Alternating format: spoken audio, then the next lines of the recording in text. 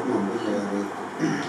میں بیٹھا سوچ رہا تھا کہ لال اعجاز صاحب کی اس محبت کا شکریہ کیسے ادا کروں. جو پہلا تصور، جو پہلا امیج انہوں نے بتایا، اس سے بھی پہلے، اس مشاعرے سے بھی پہلے میرا ان سے تعلق ظاہر اس حوالے سے تھا کہ میرے والد صاحب کے بھی دوست ہیں، اور پھر اس پریمیسز کے حوالے سے مجھے کچھ یادیں تازہ ہو رہی تھیں.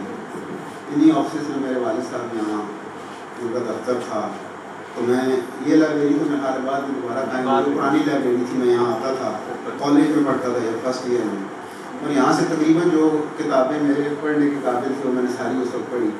یہاں سے لے کے مجھے یاد حسن نسلی کی تنقید کی کتاب اس وقت یہاں سے مجھے لائبریری سے ملی تھی، اور اس طرح کے ناول فکشن سارا پڑھا. اور مجھے یاد ہے مولوی شوکت میر صاحب ہوتے تھے، اعجاز خان صاحب، ظفر بھٹی مولوی صاحب تھے، ان کے پاس میں بیٹھا سکتا تھا، میرے باقاعدہ ایک استاد کا درجہ تھا ان کا. تو بہت یادیں اس شہر سے، یہی پڑھا، یہی وقت گزرا. میرے سامنے جتنے چہرے بھی بیٹھے ہیں فردن سب کو میں جانتا ہوں، سب میرے اپنے ہیں، یہ شہر میرا اپنا ہے. اعجاز خان صاحب کا شکریہ کس طرح ادا کروں، یہ بہت محبت کرنے والی شخصیت ہے. میرے جو چند مخلص ترین دوست جو مجھے میسر ہیں، بلکہ سینئر دوست جو ہیں، ان میں اعجاز خان صاحب نے، اور اللہ پاک انہیں سلامت رکھے. میرے باقی احباب جتنے تشریف لائے، ٹیکسلا کے ظفر بھائی اور شمشیر بھائی تو ہمیشہ ہی محبت فرماتے ہیں، بادل بھائی، بادل شہباز، سعید صاحب، مجھے سب کا شکر گزار ہوں. اپنے دو سینئرس کا، آکاش صاحب کا اور شاہ زمان بھائی کا شکر گزار ہوں. انہوں نے محبت کا ثبوت دیا، لیکن مشکل میں ڈال دیا مجھے، ان کے بعد مجھے کیا سمجھنا. وحید صاحب تو میرے محبوب شاعر ہیں، اور محبوب کے بارے میں کیا کچھ کہہ سکتے ہیں، وہاں تو زمانے گم ہو جاتے ہیں. اللہ آپ کو سلامت رکھے. اور منا بھابھی میری بہن ہے، ہمیشہ بہت شفقت محبت فرماتی ہے. اللہ پاک آپ سب کو سلامت رکھے. آپ کی اجازت سے وہی صاحب جی فرمائشی پوری کریں گے. کچھ اختیار کی خواہش نہ دسترس کی ہے، کچھ اختیار کی خواہش نہ دسترس کی ہے، میں جانتا ہوں جو اوقات خار و خس کی ہے. کچھ اختیار کی خواہش نہ دسترس کی ہے، میں جانتا ہوں جو اوقات خار و خس کی ہے. ذرا سے پھل کے لیے شاخ توڑ لی تم نے، ذرا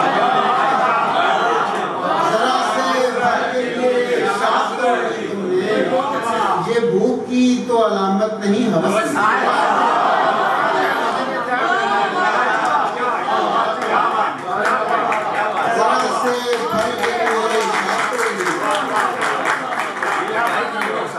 یہ بھوکی تو علامت نہیں ہوس کی ہے. بنیاد آشیاں تھے جو تن کے بکھر گئے. سیدھا سیدھا اشعار سنا دے. اعجاز خان صاحب نے حکم دیا کہ کھول کے سناؤ، میں نے کہا چند اشعار میں اس میں سے سنا دے. بنیاد آشیاں تھے جو تن کے بکھر گئے، لمحوں میں ایک عمر کے رشتے بکھر گئے. پنڈال بھر رہا تھا کہ ایسی خبر چلی، پنڈال بھر رہا تھا کہ ایسی خبر چلی، ہم لوگ جمع ہونے سے پہلے. پنڈال بھر رہا تھا کہ ایسی خبر چلی، ہم لوگ جمع ہونے سے پہلے بکھر گئے. گھر کے قریب ہاتھ سے تھیلا پھسل گیا، گھر کے قریب ہاتھ سے تھیلا پھسل گیا، ساری گلی میں جان سجا کے گھر کے قریب ہاتھ سے تھیلا پھسل گیا، ساری گلی میں چاند ستارے بکھر گئے. تھکن کے چڑھتے اترتے خمار تھک گیا ہے، تھکن کے چڑھتے اترتے خمار تھک گیا میں، قرار گردش لیل و نہار تھک گیا ہے،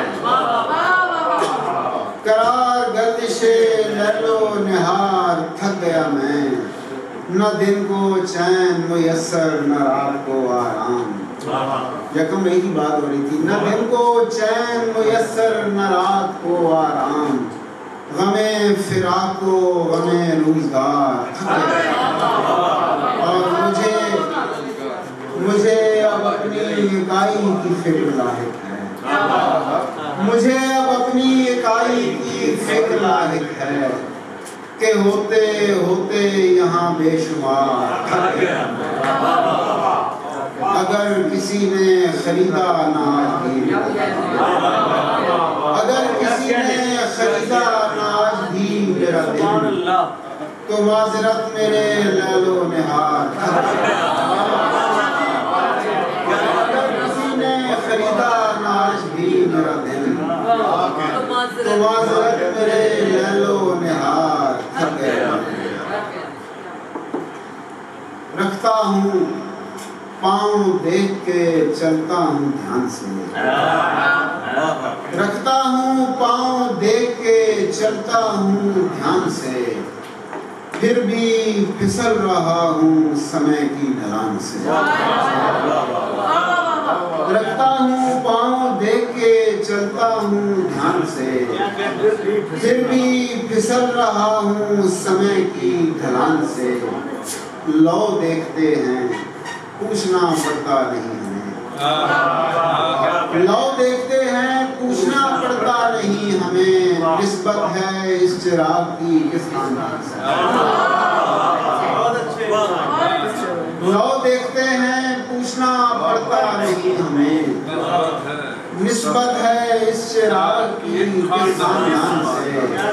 اس درجہ بڑھ گئی ہیں ہماری ضرورتیں. اس درجہ بڑھ گئی ہیں ہماری ضرورتیں. بازار آ لگا ہے ہمارے مکان سے. اس درجہ بڑھ گئی ہیں ہماری ضرورتیں.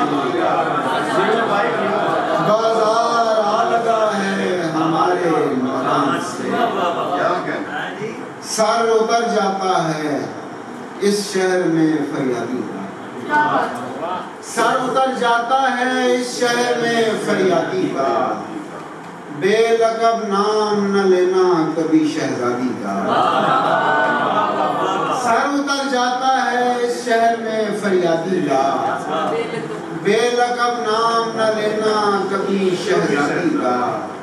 تو جو کرتا ہے خریدی ہوئی چڑیاں. تو جو کرتا ہے خریدی ہوئی چڑیاں آزاد.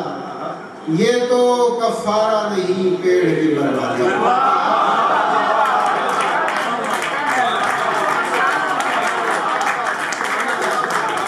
تو جو کرتا ہے خریدی ہوئی چڑیاں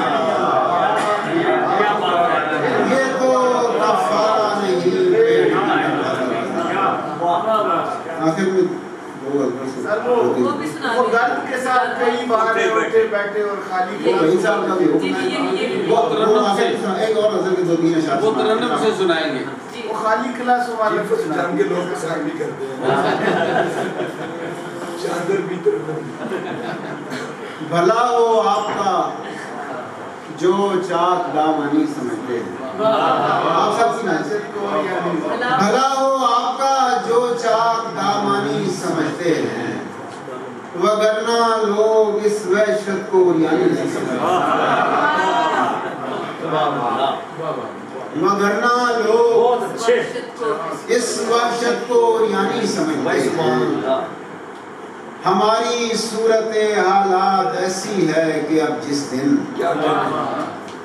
ہماری صورت حالات ایسی ہے کہ اب جس دن نئی مشکل نہیں پڑتی تو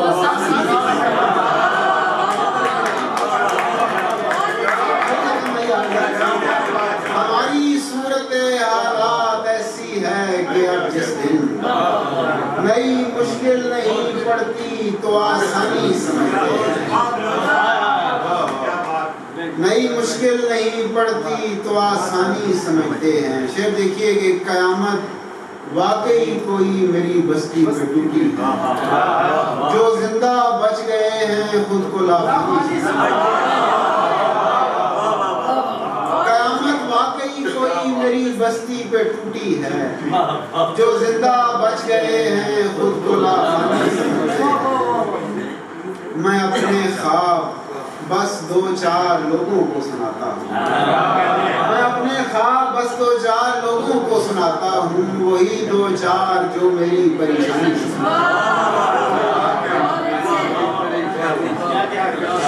آخر میں اسی غزل کے وہ جناب کی اب یہ خشکی کا ماحول ہے اور کیا ہے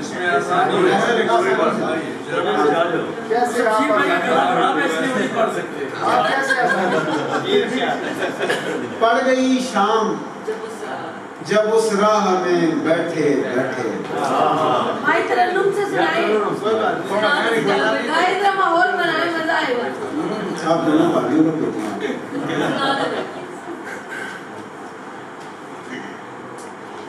پڑ گئی شام جب اس راہ میں بیٹھے بیٹھے پڑ گئی شام جب اس راہ میں بیٹھے بیٹھے موجے درد پوچھا یہاں کیسے بیٹھے پڑ گئی شام ہر مسافر پہ ہمیں تیرا گمان ہوتا ہر مسافر پہ ہمیں تیرا گمان ہوتا تھا گرد کے ساتھ کئی بار ہے اٹھے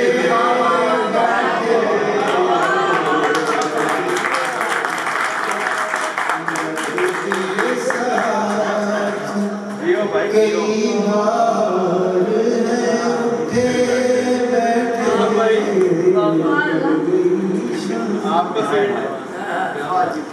اسے معلوم تھا یہ شام جدائی ہے سن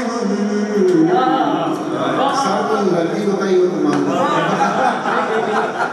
میرے سوال رہتے ہیں اسے معلوم تھا یہ شام جدائی ہے سہن آخری بار بہت دیر اکٹھے آخری شام بہت دیر اکٹھے بیٹھے ڈاکٹر صاحب میں نے کیا کرنا ہے اس قیمتی گلدستے کو دوست ہے وہ تو مصیبت میں سرہانے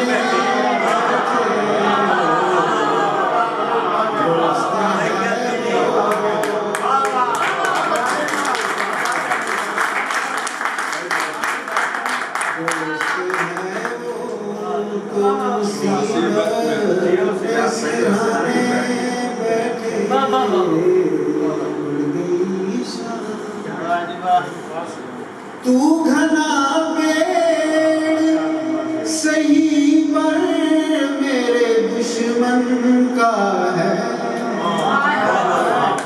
تو گھنا پیڑ صحیح پر میرے دشمن کا ہے اب میرے جیسا تیرے سائے میں کیسے میرے جیسا تیرے سائے میں کیسے بیٹھے پڑ گئی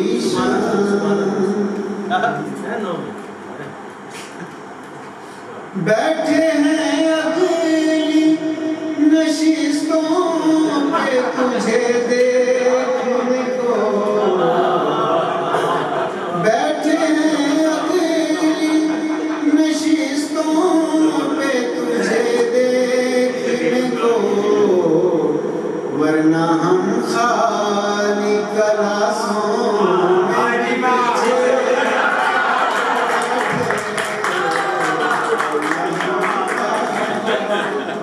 کلاسوں میں بھی پیچھے. اس ہندی کی ردیف میں جو شعر ہے وہ میں آپ کی دوست سے سنا کے گیا. وہ خوف اب کے وہ خوف اب کے ہوا کا دلوں میں بیٹھ گیا، وہ خوف اب کے ہوا کا دلوں میں بیٹھ گیا، دیے بجھے تو دھواں طاقچوں میں بیٹھ گیا. میں ایسا خاک بسر تھا کہ تھک کے جب بیٹھا، غبارے راہ میری جھریوں میں بیٹھ گیا. میں ایسا خاک بسر تھا، اچھا مجھے یاد آ گیا وہ لاہور میں وہی صاحب نے یہ غزل گئی تھی. میں ایسا خاک بسر تھا، مستعفی ہو جاتی ہے کرنا سنا. میں ایسا خاک بسر تھا کہ تھک کے جب بیٹھا، غبارے راہ میری جھریوں میں بیٹھ گیا.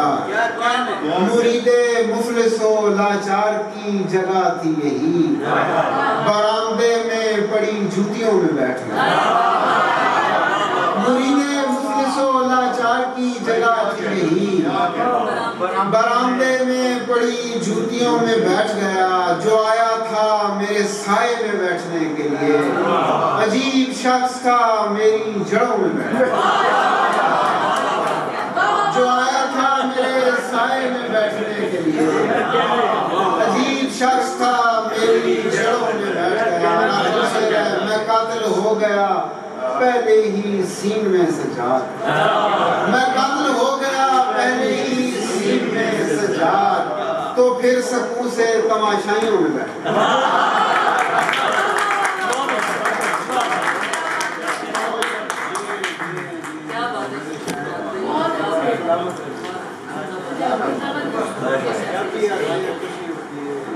ہماری آج کی اس فیصل کے صاحب شام جناب سجاد بلوچ ہمیشہ کی طرح بہت ہی خوبصورت کلام سے نواز رہے تھے. سامعین کرام، ہماری